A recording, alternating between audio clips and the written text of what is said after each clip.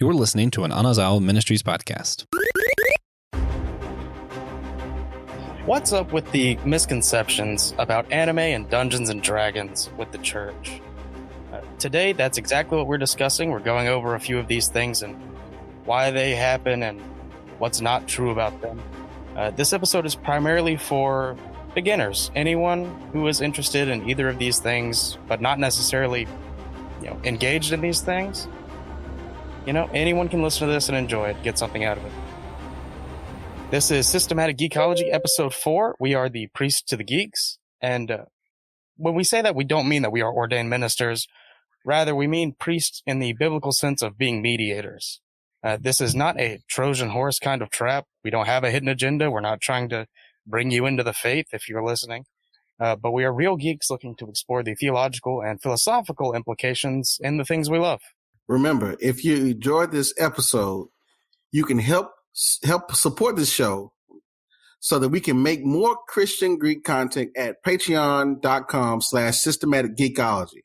That's patreon.com/systematic geekology. I am TJ Blackwell. I am a Chipotle crew member, a prestigious position. And I'm a pretty big nerd. The other night I read 3 short stories for fun, and they were all incredibly sad. I'm Keno Cannady. I'm a pastor of a Union Bethlehem Zion Church, and I'm a huge anime fan. Hey, I'm Allie, and I'm also a really big anime fan, as well as books and Marvel. I guess something I've recently done that's really geeky is I've started off my 4th round of haiku. And not haiku as in traditional Japanese poetry. Haiku as in the anime. No. Yes. Yeah. Mm-hmm. Mm-hmm. My name is Joe. I am a broadcaster and podcaster. And recently I have been doing a deep dive on 70s and 80s Marvel and DC, going through all of the old stuff. So, mm-hmm. All right. It is time for today's topic, which is misconceptions of anime and Dungeons and Dragons. And we are mainly going to deal with the idea of playing Dungeons and Dragons, anime, and the church. And why is that important? Or rather, why are people afraid to even go into that realm when there's so much into the church? So I guess I'm here mostly as the D&D guy. Came a pretty, I wouldn't say like a big part of my life, but I do enjoy doing it quite a bit. And it's Dungeons and Dragons is so many things, and it is not so many things, and it really can be whatever you want. I know the topic is Dungeons and Dragons, really, but really any tabletop role-playing game falls into this category. They're all, in one way or another, based off of Dungeons and Dragons. And Wendy's, the restaurant, made their own. It's about fighting McDonald's. So they just don't call it McDonald's in the book. So that's where I'm coming to this episode from. It's just a whole lot of things about demon worship and Satanism that Dungeons and Dragons just isn't. So, Keno, what are you on the show for? So, listen, I'm here to say anime is okay. It is cartoons. It might be some demons. It might be some blood, but there's always a hero and there's always a moral at the end of the story. Isn't it the same thing that the Bible has? There's some blood in there. There's some demons in there. There's heroes in the Bible. So why not be a part of anime? Right. Joe, do you want to explain your position on this? Yeah, so I'm of both worlds. I was definitely late getting to the D&D party, but it was actually my little brother-in-law that really got me into it. But I was familiar even before then, having grown up in a church that was very much this kind of stereotype of all of these different things are all, of the devil, you know what I mean? Cartoons and Star Wars and anime and D&D and all of those things are all of the devil. And so I've been familiar with the larger church's position on this kind of thing. And I think a lot of what the issues with D&D stem from are misconceptions, right? Correct. Even stemming back to the 80s, if not earlier than 70s. When the 70s, when, anybody that was involved with, Satanism or anything like that, then they must be playing this game, the whole satanic panic thing, all of that. And that's a big part of where I think that objection to that comes from. It's the same thing with anime. Anime was the thing that got me into comics, and I am comic book geekdom. That's home base for me as far as being a geek. And anime, growing up on things like Dragon Ball and stuff like that was what got me into it. And Keno, you raised a really good point, right? Like, yeah, it can get there. The violence factor can really get notched up. The blood factor can really get notched up. Has anybody ever read the Old Testament? I mean, come on. Yeah. It gets nutty in the Old Testament. You know what I mean? As far and just very intense. But at the end of the day, if you look at the most common stories that are told, it's the same deal with other groups of people as it is what we hold to in America as far as tropes go, where it's the hero's story. So much of this is made up of the hero's journey, and we see a lot of those same themes within the Bible itself. Correct.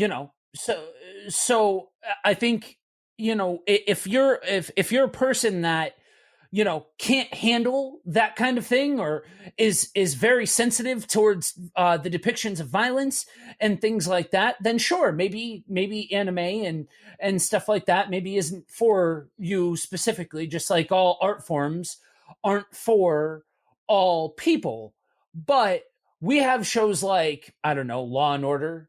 We have shows like these procedurals and these true crime shows that are depicting all of these incredible acts of violence. Mm-hmm. And all of these are like, this is real life stuff that happens, or is a depiction of something that has happened. And so when you're talking about a cartoon depicting something that has a story behind it, I think there needs to be a perspective check when it comes to how some Christians react to these kinds of things. And I think the main issue, Joe, you brought it up, is that it's the fear factor of the unknown, not really knowing what Dungeons and Dragons is, not knowing what anime is. It's just because it's perceived as evil, then I'm gonna treat it as evil versus trying to investigate and have a better understanding. Right. And some of the misconceptions are understandable, because in Dungeons and Dragons, there are entire pantheons of fake gods, which I understand why people would look at that and say, well, that's not really Christian. But at the end of the day, it is a game. It's not something you believe. It's not something you necessarily support.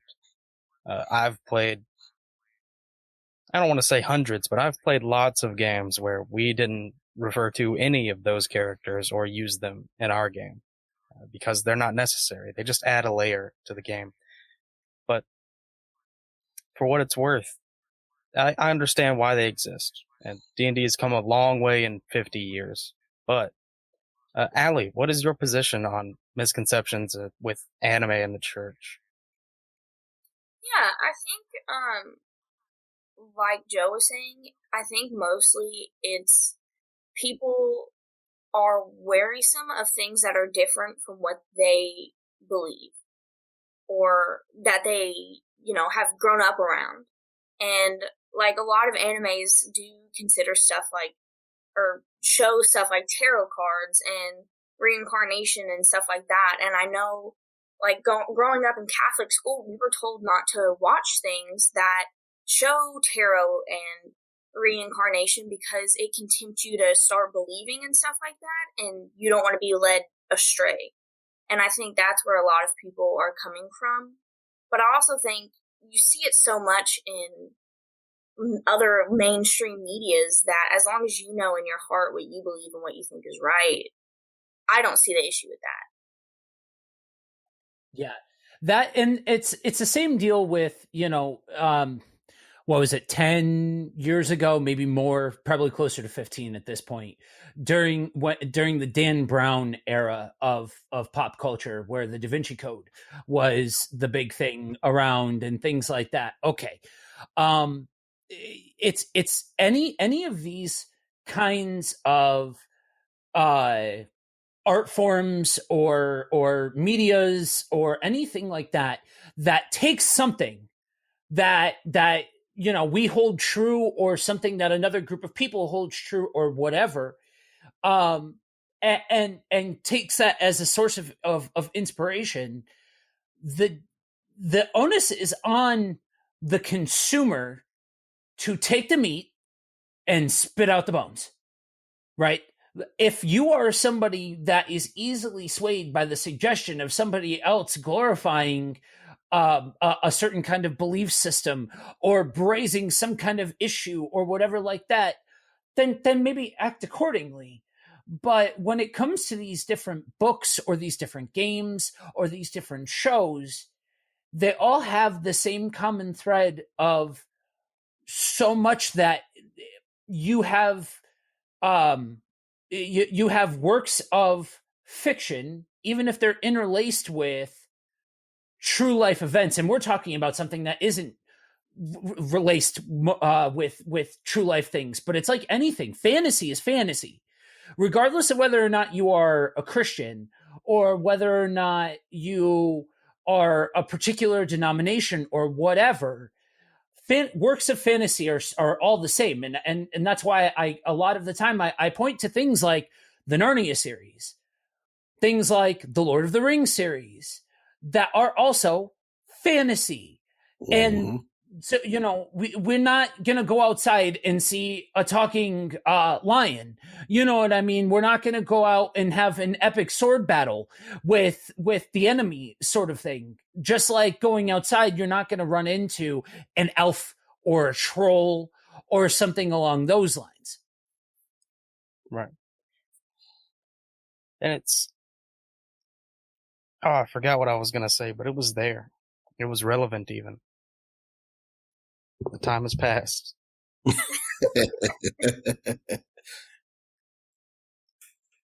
But it's all right. Yeah. It's like that old saying, there's only like 7 stories really. Like there's just 7 stories, and every story is a retelling of one of those 7. Like all 7 of them are in the Bible. Mm-hmm. Yep. There's really not so much you can do. But I don't think we really have any disagreements with each other here. This is a huge, this is a huge, broad field, and really the kind of thing you should take on a case-by-case basis. So there are some that are touchier than others, like Blue Exorcist. Your main character is the son of the devil, the main protagonist. And that's, here nor there, but it's relevant. He wants to kill him. So I don't know. I kind of feel like we should be on his side. But if that makes you uncomfortable, then don't watch that kind of thing. And that's I think that's the thing that has to be challenged is, even though something might make you feel uncomfortable, still be open to it. Not trying to be funny, but I actually like the Blue Exorcist. I think that was one of the animes that surprised me. I was like, oh, this is really good. Yeah. And there was a lot of Christian overtones in there. Yeah. With exorcisms and priests, and I was like, oh, this is all right. I can get into this. But the idea that, you are dealing with the main protagonist is the son of Satan or the half son of Satan. It turns people off because it's the son of the devil. It's the Antichrist. So just blah, blah, blah. Grow up, people. Grow up. Okay. That's what I want to say. But anyway. Because the story really is about he doesn't align with those beliefs. So he's going to do his best to get rid of them. And it's pretty good, honestly. I enjoy it. Yeah. So maybe check it out. Who knows? Please check it out. It's on Netflix. It's on Hulu. Check it out. Give it a chance. So I have a question for you all. Oh, go on, Joe. I'm sorry. Well, on that note, that's honestly the biggest suggestion that I would have for anybody who likes stunning visuals. If they consume with their eyes, I promise you, especially if you get into the realm of Japanese anime that is subbed versus dubbed, subtitles versus dubbed over, you have a lot of that same in situation artwork that takes place on the screen that is just so breathtaking so much of the time that if you can take a minute and work past, and honestly, you can say a lot of the same stuff with D&D, right? With the campaign books and everything. Like, dude, there's some breathtaking art to these different mediums. If you can understand that, you can consume something that has maybe includes a different belief system or aspects of something else, and understand that just because you're taking that in does not mean that you are partnering with it or condoning it or anything like that. Then it's one of those things that you're going to open yourself up to experiencing some really cool stuff that's out there. Right. And there are few ways to experience a great story that are better than literally being a part of it and changing it. If you've never played Dungeons and Dragons, and you aren't quite sure you'd be able to start a group, then just look up, just look it up. See if you can watch someone else play and if it's your style, but just being part of a group of heroes is awesome. It's so fun. So, I don't really know a lot about Dungeons and Dragons, but what I'm gathering is that you literally make up your own storyline, like your own characters and everything. Do you make up your own like villains and whatnot? You can, but there are like pre-written modules that I think most people play instead, and that's where a lot of the problems come in because one of them is called like Princes of the Apocalypse, and that's pretty much what it sounds like. So, but then like it also sounds like you have a lot of freedom to even take those pre-made stories and make the changes that you feel are necessary for them to fit what you believe. You do, and you always have. That's why the misconceptions are so crazy. Mm-hmm. Since 1976, I think, when Gary Gygax wrote the first book, he was like, hey, this is just what I suggest, and the rules for how to play. You can do whatever you want with these rules. So then what are some of the craziest things that you've ever heard someone say about Dungeons and Dragons and why it's evil? That if you play Dungeons and Dragons, that you are essentially in a form worshiping the devil.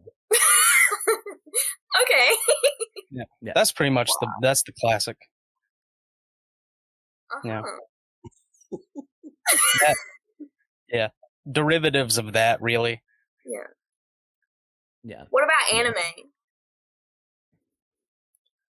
Honestly, I haven't heard a ton of really bad misconceptions about anime from the church, other than it's weird and we shouldn't watch it. Yeah, that's what I think hear. that- I don't hear a lot of that from the church side. I hear a lot of, that's so weird. I would never. Yeah. Right. Okay. You're missing out.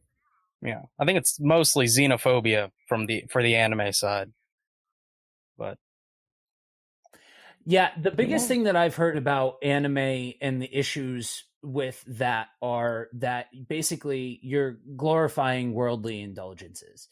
That you're like, the world puts forward the glorification of sex and violence and conflict and all of these sinful practices, and that when we engage with that media, that we are basically giving it the green light, where we're perpetuating the problem, that kind of thing. Yeah, but I think also, like, when we've really said this, but when people put a blanket statement over a whole genre of entertainment like that, they're overlooking like huge categories in that overall umbrella category. Because I know there are a lot of sports anime. Like I was just saying, watching Haikyuu, I can't say it. I'm sorry. But like there's no like violence or anything like that. There's no obscenity really. They do say a few cuss words. I'll give them that. But like, I don't know. I just feel like you're not. It's judging something before you even know the basics of it. Mm-hmm. Mm-hmm. And it's like any genre. It's not even a genre. It's a style. Yeah. It's like condemning live action entirely. There are some that are worse than others, and there are some that are completely inoffensive. Like Hello Kitty is an anime. Yeah.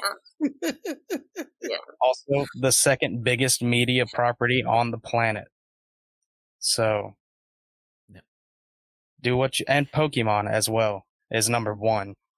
So, that's one that I've heard catch a lot of grief from religious circles, is Pokemon, which makes sense considering it is the biggest dog on the block as far as those kinds of properties go, that it would raise but like that and Star Wars are two of the biggest that I've seen catch a lot of grief from the Christian community. Yeah. Now, the one thing I think anime actually could catch grief for is feminism. But yes, yeah, that's like a whole other. That's a very good and valid point. The way how women are portrayed in anime is like My Hero Academia, the way that they have Miss Midnight portrayed. Now I love My Hero Academia, love it, but Miss Midnight, they need to get their acts together with that whole thing. That really, it's one, and it's not. Again, you can't even blanket statement that for all anime. Now, is it a common theme? Yeah, but. Yeah, they do solve that problem later. If you know what I'm talking about, then you know. If you don't, I'll just let you find out when they animate it. But for My Hero Academia, yeah, they solve. They haven't fixed it yet. They haven't fixed it yet where I'm at. So yeah, they will. They will fix it. Okay, that's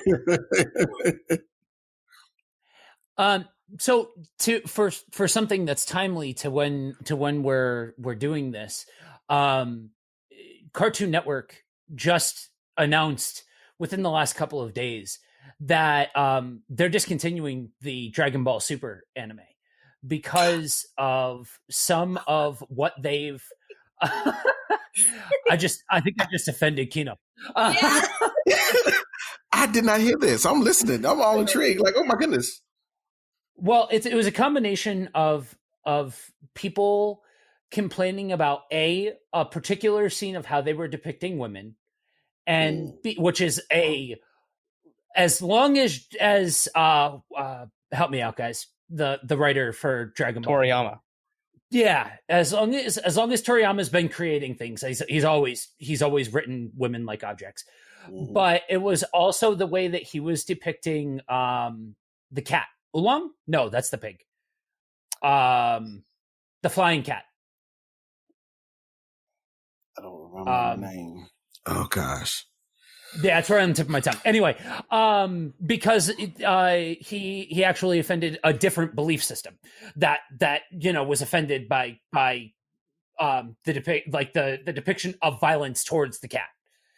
So yeah, no, that's very relevant even to today. That the way the differences in which they depict these different aspects of the story is catching grief with the rest of the world.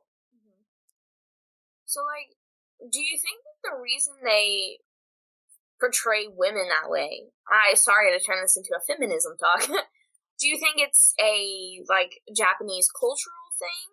Or do you think it's because it's animated, they're allowed to get away with more? What do you think that is? So Japan is a very traditionalist, conservative culture.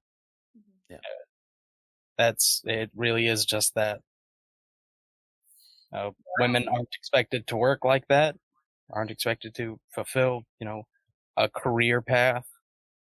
It's like 1950s America, but still. Yeah. And with the animated properties like that, they actually go through more scrutiny. Because of toy manufacturers being involved. There's more hands in the pot when it comes to who all is making money and who stands to make money off of an animated production like that.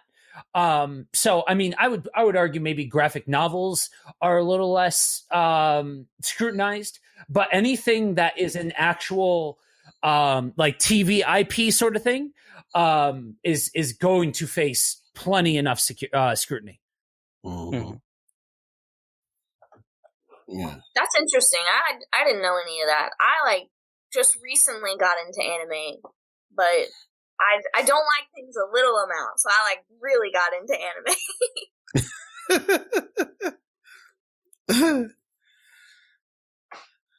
So I want to ask this question, and I think we touched on it. We maybe just skimmed the surface just a little bit, but my question is, what impact does media have on our culture? Right.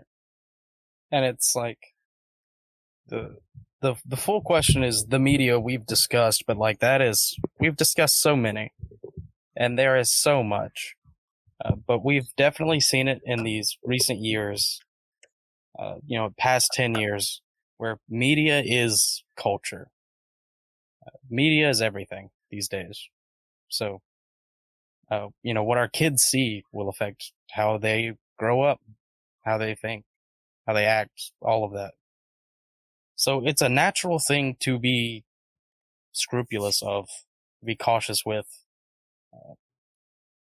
But it's case by case. Yeah. So go on, Allie.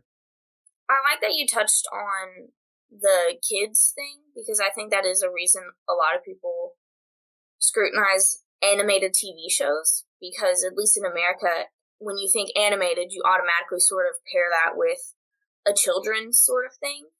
Mm-hmm. But that also reminds me of Lil Nas X, or Nas, whenever he came out with that Montero Call Me By Your Name music video and everything, his response, because parents were upset with him, but his response was, it's my job to make music and it's your job to be the parent. I think that also can apply really well here. They're making TV shows for all ages, or adult ages, and it's other people's job as their parent to watch and see what they're consuming. Yeah, and that's what I was actually going to get at, is I introduced my kids to anime at a very young age, but I also talked to them and had discussions about what we was seeing, what we was watching, and what their thoughts about it and those things. And so it wasn't trying to hide it from them, but also me being a parent, being involved, actively involved in what they watch and what they see. so that, hey, if there's something inappropriate, we can discuss and talk about it. If something comes up that doesn't make sense, we can discuss and talk about it. But I think one of the main things I think parents fail at is being actively involved in their kids, because the screens are now raising kids. And so the kids can watch whatever they want on their phones or on their parents' phone. I kid you not. I've seen a baby 6 months old holding a phone, watching YouTube. Yeah. The iPad kids. Classic. Yeah. So I think media does have some impact on our culture, but I believe that the individual can still decide for themselves what type of impact they would have on their own children. Because, for me personally, I let my kids watch whatever they want to watch within reason, as long as it's age appropriate. And if there's anything that's outside of this age appropriate, then I'll make sure that I'm there with them to talk to them about it. That's the smart thing to do. But I mean, like, I kid you not, some parents don't care. They don't care. They don't know. I think that's creating some great learning opportunities for you all. Because, if you grow up in a really sheltered environment or community, then when you go off to college or something happens, it's shocking. It's like, what is going on? I've been protected from this my whole life, but I didn't know that. So what's happening here? Right. Yeah. Like that's an age-old story, and some stereotypes exist for a reason. And that is one of those stereotypes that exists for a reason, because there are countless horror stories of kids that were sheltered from the world, and then they're just ill-prepared to be able to contend with the world. You know what I mean? Like, they haven't developed the skills and the critical thinking skills to be able to say, hey, okay, I understand that from the ages of birth till 18, let's say, I was in this state of, a certain level of protection, and I wasn't exposed to these different things and these different concepts and things like that. But, with the understanding that that's not always going to be the case, and the world does not care about how sheltered you were or anything like that. And so with anything that is media or consumption or anything like that, I'm a marketer for part of my day. I can tell you, people who market this stuff, they don't care what your delicate sensibilities are in any way, shape, or form. And that whole adage of sex sells, that's a lot of marketers that 100% play that up. And so it's vital whenever you're considering all of these things. I know you guys are touching on it on more from the kid angle, but being somebody who's married but without kids and spent more time away from God than with God, every person has an ability to monitor what it is that they're taking in. And that doesn't matter if you're a Christian or if you're not a Christian. So as much as it's it's a good practice for kids, it's a good practice for the individual too. I think it was you, Keno, that mentioned, being willing to be open to having conversations, even if something makes you uncomfortable. You know what I mean? And at least if you do that, and you don't just that's of the devil, and nobody can touch that, because that's just of the, I don't want to hear about it. Not today, Satan. You know what I mean? No, like, understand, why does this make you uncomfortable? What are these themes? Even if you disagree with them, because then you're building up muscles to be able to contend with the world. And that's something that you need, regardless of whether or not you're a Christian or you're not a Christian, because, to quote Rocky, this world will beat you to your knees and keep you there permanently if you let it. You got to know how to be able to contend with these things. You know what I mean? And I think, okay, this might be totally off the wall, but that Rocky quote really reminded me of, I was watching Attack on Titan, which is just the most emotional show for me. I go through all of the emotions watching it, and I have to like process for like 30 minutes after every episode. But that show was really like a good motivation for me whenever I am like sad or down about something or something didn't go my way, and I'm like, okay, and you know, this doesn't actually apply. I've never been almost eaten by a giant titan. But whenever they get almost eaten by a giant titan and they get their arm like chopped off or whatever, and then they fight and they keep going and they do stuff differently, but they keep, you know, doing what they love. It reminds me, okay, I can do this. I got a B on a paper. It's not the end of the world. So anime is really good for life lessons like that. It is. Yeah. It is. And that sort of brings us to our next point, some of the theological and philosophical themes. And it is kind of hard to talk about because there are hundreds of thousands of anime, and Dungeons and Dragons is literally whatever you want it to be. Yep. So, any philosophical or theological theme you can imagine, it exists in one of those two mediums. And if it doesn't, you can make it exist in one of those mediums. It's that simple. But we do always like to use a Bible verse, insofar as the show goes. And this is a hard one to find. So I focused on kind of like the after effects or what we could have done to prevent it from getting to the point where everyone who plays D&D is a devil worshiper. It's Exodus 23:1. You must not spread a false report. Do not join the wicked to be a malicious witness. And, you know, the Bible out of context says a lot of crazy things, but when it's what applies, it's what you use. It doesn't help anyone to spread those rumors that playing D&D makes you satanic, or watching the figure skaters anime makes you gay. That doesn't help anyone. Yeah, it might hurt. That show is very suspect. No, I just don't like it. I mean, you know, I've never once watched a TV show where they have devil worship and like all this like murder and been like, oh, you know what?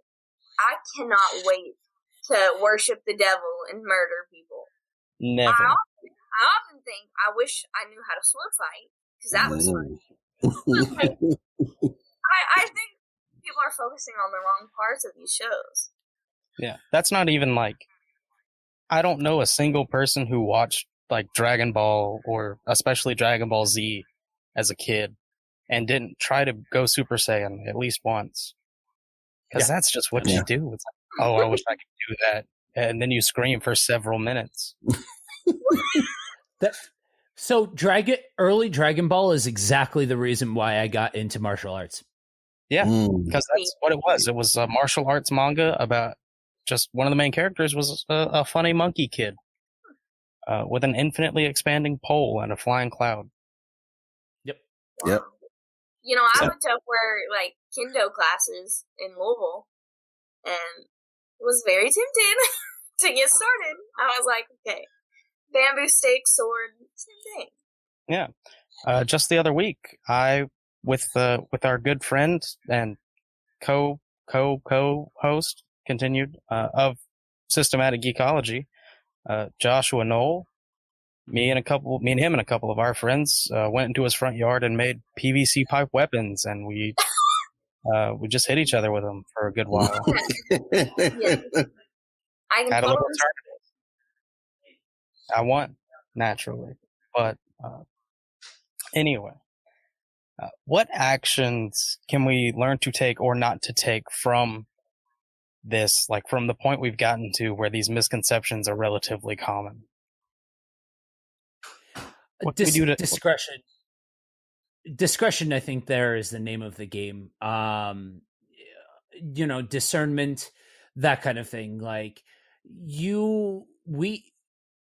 we have so much media at our fingertips. I understand we're talking about two very specific parts of media, but the same thing can be said for all different forms of media across all different genres, all of this kind of stuff, that just because there are bad aspects of a particular type of media, having the discernment to be able to take life, but take these different things on a case-by-case basis, rather than jumping in broad strokes, if you do it, you're going to hell, which is its own theological issue when you go down that road. But there's a lot of steps that have to be taken before you get to that big theological issue that you can take that are a lot smaller than reworking your theological stance on something. Yeah, that, you nailed it. That was very solid, actually. So I'm not going to say anything else on that matter. But what would be different if we did that, if we had used discretion always, or we start using discretion in what we watch, or if we just learn from that? So let me just throw this out there. Because I think what Joe was saying was really, really good about, the discretion and taking things on a case by case basis, and that we are inundated with a lot of media. The one thing that I think we miss is that if we spend time with God as much as we consume with media, we were able to discern what is good and what is perfect for us. Yeah. I hate to do that, but that's what I'm realizing, is that we miss what's really important. That the relationship that we have with God is more important than anything else that we have in front of us.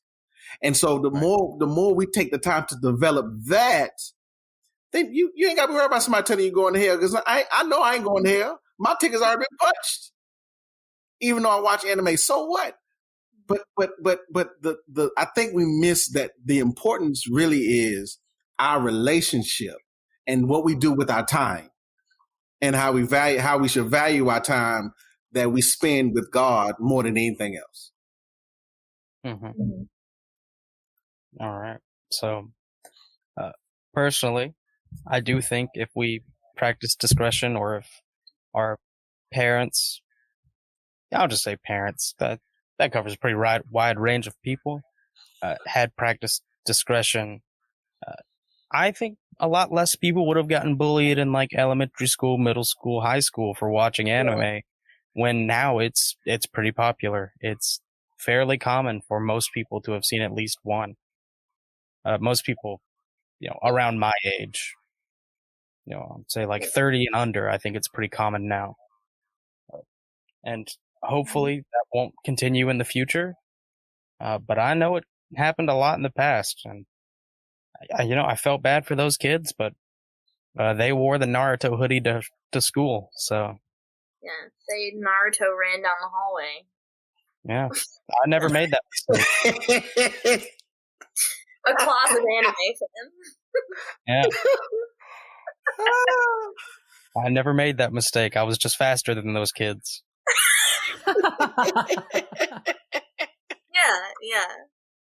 Yeah. But that's really, and the vilification of D&D. D&D is great. It's a good way to spend time with friends, and a relatively safe way to spend time with friends. A lot of people like to hang out with their friends and do drugs now. Yeah. Or get absolutely drunk. I think about that all the time. Yeah, I like to sit around a table with, 4 or 5, maybe 6 good friends, and pretend we're all heroes. We can fly and shoot lightning out of our hands and stuff. So I think that's significantly less dangerous. That is my personal opinion. But I think it really would have stopped a lot of bad things from happening if people felt comfortable doing that. I don't have much more to say. about it. So, guys, I want to just remind you that you can support us at patreon.com/systematic geekology. Again, that's patreon.com/systematic geekology. And then also, listen, if you find that there's something that you would like for us to cover that we have not touched on, that you wanted to bring up or bring about, please let us know on our Patreon page. Again, that is patreon.com/systematic geekology. And we will do what we can to make sure that we talk about whatever it is that you want us to discuss within reason. Within reason. I'm not going to talk about drinking cow's blood. I ain't got nothing to do with that. I don't know what it's like anyway. So you ask, I'm say I don't know. That's all. The whole show is going to be like, I don't know. I'm just teasing. I don't know, man. It's a taste test video. I'm not tasting that, but okay. Systematic geekology cooking. Part of our Patreon is going to be our secret YouTube videos that we make. The first one is blind taste test. Can you tell the difference between cow's blood and baby cow's blood? Sorry, I didn't say that. And on that note.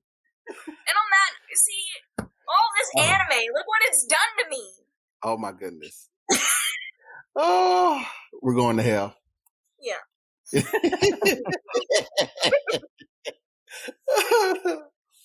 All right, this is the wrap up. So, I wanted to ask, do you have any recommendations on comics, games, anime, etc. that we should check out? Yes. Okay. Shang-Chi is coming out, and I don't like what is being done with Marvel right now. I think that they are not putting enough emphasis on this new movie coming out, and I think everyone needs to go watch it. I got my tickets. I don't. I got my ticket. Yeah. I think they need to give the Mandarin back his 10 rings. Yep. Hopefully that's what the movie's about. But anyway, as far as a personal recommendation for me, I mentioned it at the start of the show. The other day, I read The Cold Equations by Tom Gibson, I want to say. And it is a horror. The Cold Equations by Tom Godwin. Gotcha. But it is a horribly sad short story. If you like sci-fi, or if you like just feeling emotions from writing, definitely check it out. The Cold Equations, you can just look it up on Google, and it's free to read on Lightspeed magazine. But man, it is a heartbreaker. It is very sad. And it's like 50. It's not very long at all.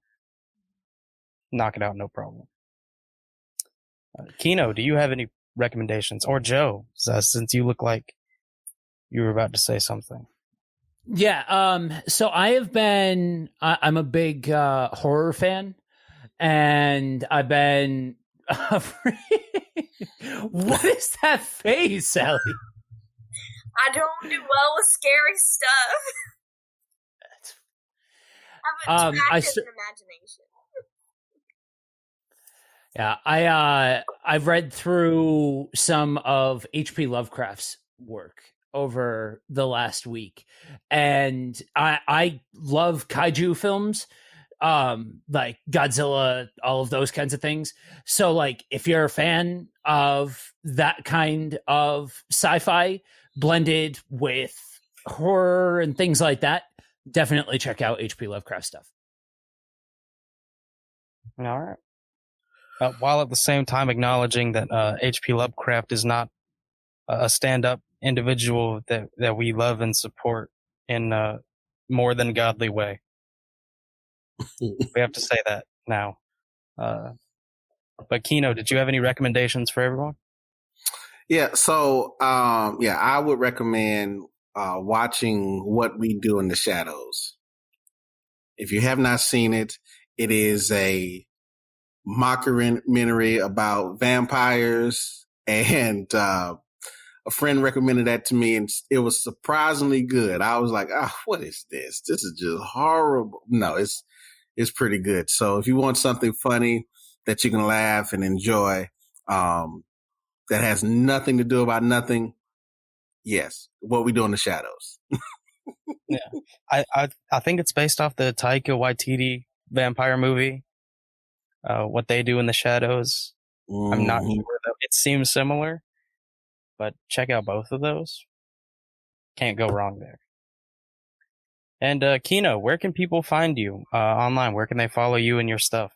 Oh gosh, listen, I am not a huge social media person. But I am on Facebook, Instagram, and Twitter, but I don't post nothing. But anyway, if you want to follow me, just to follow me on Instagram and Twitter, I'm at Zion Minister. And you can find me on Facebook by my first name, Keno. But I'm telling you, I don't post anything.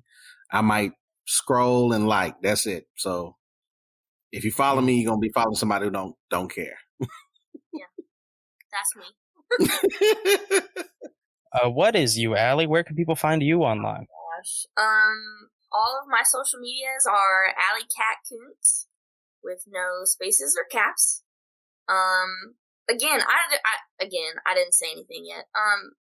Like Keno said, I don't post anything. So it's going to be a really horrible time. And I also don't get on there very much, so I'm not going to like any of your stuff unless it's just you text it to me and say, like this, and then of course I'll even comment. All right. What about you, Joe? You can find me on Facebook and Instagram at Buddy Walk with Jesus. Right. And me personally, I, like Keno and Allie, am a huge fan of lurking on all social media platforms. The only one I even am sort of active on is Instagram. I also do not have homogenous social media names. So my Instagram name is manifines.destiny. Yeah. That is a contraction of manifest and finesse, if you're trying to spell it. And you can find my other stuff on the Whole Church podcast, where all podcasts are hosted. We talk about other church stuff over there. But that's all for me. So next week, we'll be talking about Avatar, The Last Airbender, and Reincarnation with the hosts Allie, Alex Matthews, and Allison Matthews. I wish I was on that, because I love The Last Avatar. Pretty lit. Yeah, it's going. I might just sneak in, just pop in, just cause. You should. I love the Last Airbender. Anyway, I'm sorry. Also, go to our website in the description to let us know what you've been geeking out on and what we should be. And remember, we are all a chosen people, a geekdom of priests.